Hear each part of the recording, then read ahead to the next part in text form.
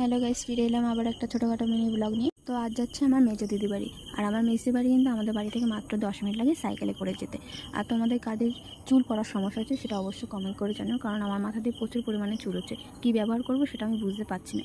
অনেক কিছু ব্যবহার করে আমি কিন্তু পরেও কিন্তু আমার চুল পড়া কমাতে পারিনি। তো কী ব্যবহার করবো সেটা কিন্তু অবশ্যই কমেন্ট করে জানিও। এই যে আমার সাইকেল নিলাম, সাইকেলটা নিয়ে আমি দিদি বাড়ি চলে আসলাম। আসার সঙ্গে সঙ্গে আমার পুচকু সোনার সাথে দেখা হয়ে গেল। তোমাদের এরকম দুষ্টু বাচ্চা আছে অবশ্যই কমেন্ট করে জানাবে। এই কিন্তু প্রচুর দুষ্টু। এই দেখো আমার সাথে কীরকম করছে। আমি এসেছি বলেও খুব খুশি হয়েছে এবং খাটের উপরে গিয়ে নাচতে শুরু করে দিয়েছিল। আমাদের পুচকুসোনা কিন্তু দুষ্টু হলেও খুব ভালোবাসে মানুষজন। এই দেখো আমি এসেছি বলে আমার গালে দুটো চুমু দিয়ে দিল, আমিও ওর গালে একটু চুমু দিয়ে দিলাম। তারপরে দিদি বললো লাইট ফ্যানগুলো অফ করে বাইরে যাই, আমরা পাশের দোকানে চা খেতে দেবো। তাই আমি আর দেরি না করে লাইট ফ্যানগুলো অফ করে দিয়ে বাইরে চলে এলাম। আর এদিকে পুচকুসোনা লাফাচ্ছে যাওয়ার জন্য।